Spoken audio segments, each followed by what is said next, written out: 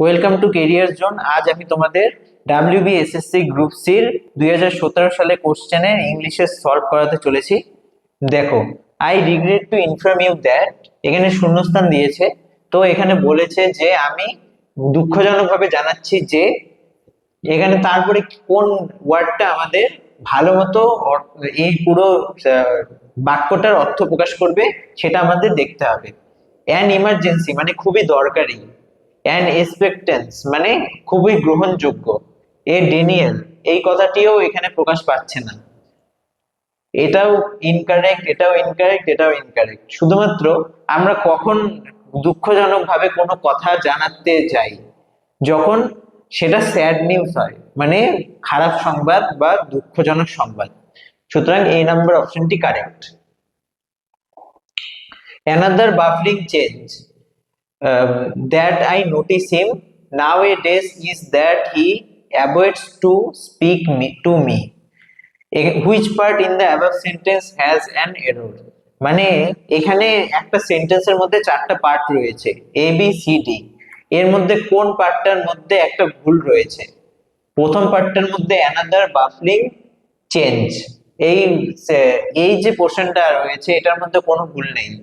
That I notice in him, এই কথাটাতে রয়েছে, এই কথাটার মধ্যে প্রকাশ পেয়েছে যে আমি তাকে লক্ষ্য করছিলাম। তারপরে নাও এ ডেস ইজ দ্যাট হি, মানে এখনকার দিনে সে। Avoids to speak to me মানে আমার সাথে কথা বলা থেকে বিরত থাকে। তাহলে এখানে বি নাম্বার অপশনটির মধ্যেই সব কিছুই প্রকাশ পেয়েছে। সুতরাং বি নাম্বার অপশনটি correct. Write an abstract of this essay. The underlined words means, মানে এখানে এই সারাংশের মধ্যে কোন অ্যাবস্ট্রাক্টটা রয়েছে সেটার কথা বলেছে। তাহলে সারাংশের অ্যাবস্ট্রাক্ট কখন থাকে? সেটা যখন সামারি প্রকাশ করে। টাইটেল কি কোনো কিছু সারাংশ প্রকাশ করে? না। প্ল্যান কি কোনো কিছু সারাংশ প্রকাশ করে? না। কনক্লুশন মানে উপসংহার কি কোনো কিছু সারাংশ প্রকাশ করে? না। এ নাম্বার সামারি মানে সারাংশ, সারাংশই সামারি একমাত্র সবকিছুর সারাংশ প্রকাশ করে। Pick out the correct sentence. To be intelligent it is more essential than being hardworking. তারপর being intelligent is more important than to be hardworking. R for one to be intelligent is more important than being hardworking. এখানে দেখো, এখানে ডিগ্রির মধ্যে বলা রয়েছে যে comparative ডিগ্রির ক্ষেত্রে ইম্পর্টেন্টের ক্ষেত্রে মোর ইম্পর্টেন্ট কথাটি ব্যবহার করতে হয়, কিন্তু এখানে মোর ইম্পর্টেন্ট কথাটি শুধুমাত্র এই দুটো সেন্টেন্সের মধ্যে ব্যবহার করা হয়েছে। তারপরে দেনের পরে কোনোদিন টু বি ব্যবহার করতে হয় না, দেনের পরে বিইং হার্ড ওয়ার্কিং এই কথাটি ব্যবহার করতে হয়। সুতরাং সি নাম্বার অপশনটি কারেক্ট।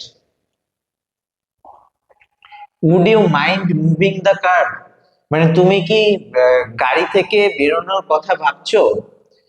তাহলে এটা কি কোনো সাজেশন, মানে কোনো কি জ্ঞান দেওয়া হলো? না। অ্যাডভাইস, উপদেশও দেওয়া হলো না। তারপর পোলাইট রিকোয়েস্ট মানে হলো ভদ্র কোনো অনুরোধ, হ্যাঁ হতে পারে। কোয়ারি মানে জিজ্ঞাসা। এবার কোয়ারি জিজ্ঞাসা তখনই প্রকাশ পাবে যখন আমি কিছু জানি না সেটা জিজ্ঞেস করব। Would you mind moving the car মানে এখানে রিকোয়েস্ট বুঝিয়েছে, মানে পোলাইট রিকোয়েস্ট, ভদ্রভাবে অনুরোধ করছিল। আর বাকিটা তার উপরে, অনুরোধের উপরে। What is the time dash your watch, তাহলে এখানে ইওর ওয়াচ কথাটি যে দেওয়া রয়েছে এখানে প্রিপোজিশনের মধ্যে কোনটা বসবে? What is the time in your watch হবে না, কেননা ঘড়ির আগে কোনোদিন ইন কথাটি বসে না। বা বাই ইওর ওয়াচ কোনোদিনই হবে না, কেননা ভয়েস চেঞ্জের ক্ষেত্রেই বাই কথাটি ব্যবহৃত হয়। এবং অন কথাটি কোনোদিনই ব্যবহার হবে না, অন মানে উপরে বোঝায়। অ্যাড কথাটি সব দিকেই প্রকাশ পায়, কারণ অ্যাট ওয়াচের কথাটি যখনই হয় তখন অ্যাড কথাটি ব্যবহৃত হয়। অ্যাট মানে সেই সময় দিয়ে দিকটাকে নির্দেশ করে।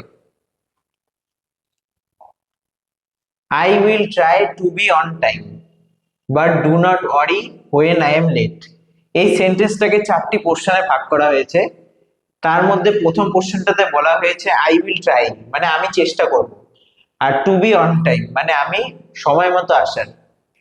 বাট ডু নট ওয়ারি মানে চিন্তা করো না। হোয়েন আই এম লেট মানে যখন আমি দেরি করব। তাহলে বলেছে যে এই চারটা সেন্টেন্সের যে পোর্শন রয়েছে তার মধ্যে কোন পোর্শনটার মধ্যে এরর দেওয়া রয়েছে অর্থাৎ ভুল দেওয়া রয়েছে। এখানে দেখো, এখানে যখন বাট ডু নট ওয়ারি কথাটি ব্যবহার করেছে, এখানে একটা সেন্টেন্সের মধ্যে এরকম পোর্শন দুবার থাকে না। সুতরাং বাট ডু নট ওয়ারি এই পোর্শনটা দেওয়া যাবে না, কারণ কমপ্লেক্স সেন্টেন্সের কারণে এখানে হোয়েন কথাটি ব্যবহৃত হয়েছে, এবং জেনারেল সেন্টেন্সের জন্য আই উইল ট্রাই। কিন্তু বাট যদি ব্যবহৃত হয় এটা কম্পাউন্ডকে নির্দেশ করে, একটা সেন্টেন্সের মধ্যে কমপ্লেক্স আর কম্পাউন্ড দুটো থাকতে পারে না। এর জন্য সি নাম্বার অপশনটার মধ্যে বাট কথাটি অ্যারোড দেওয়া রয়েছে, সুতরাং সি অপশনটি correct. Or is it some humble familiar matter of today. তাহলে দেখো এখানে, এখানে বলেছে অথবা এটা কি ভদ্রতা। তা হাম্বেল কথাটি এই অ্যাবাব লাইনের মধ্যে কি প্রকাশ করেছে সেটাকে বলতে বলেছে। উইক মানে কি দুর্বলতা, কাওয়ার্ডলি মানে কি সাহসগত ভাবে, ইনসিগনিফিকেন্ট মানে হ্যাঁ হাম্বেল হতে পারে, তারপরে মিক মানে হাম্বেল হতে পারে। এবার এই দুটোর মধ্যে কোনটা বেশি প্রকাশ পায়? এখানে ইনসিগনিফিকেন্ট কথাটির মাধ্যমে বেশি প্রকাশ পায় এই হাম্বেল কথাটি। One or two stars were still dash in the sky. তাহলে one or two star were still twinkling in the sky মানে আকাশে চমকিত করছিল। তারারা নক্ষত্ররা কি করে? চিকমিক করে বা টিম টিম করতে থাকে। টুইঙ্কলিং মানে হলো টিম টিম করা। The boys who wanted to play football were disappointed when it rained মানে যে ছেলেগুলো ফুটবল খেলছিল তারা অনেকটা হতাশ হয়েছিল যখন বৃষ্টি নেমেছিল। এখানে এই যে উপরে যে সেন্টেন্সটা রয়েছে এটা কি sentence? Complex sentence, compound sentence, নাকি সিম্পল সেন্টেন্স, না বিগ সেন্টেন্স? কম্পাউন্ড হবে না, কারণ এখানে বাট অ্যান্ড অর এই তিনটার মধ্যে কিছুই নেই। সিম্পল হবে না, কারণ এখানে হু দেওয়া রয়েছে, হু কমপ্লেক্সকে নির্দেশ করে।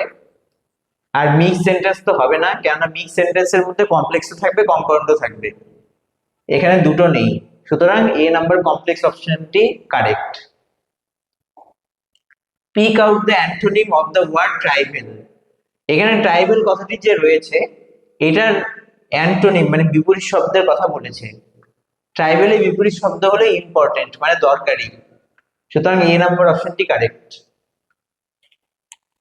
এ group of elephant is called.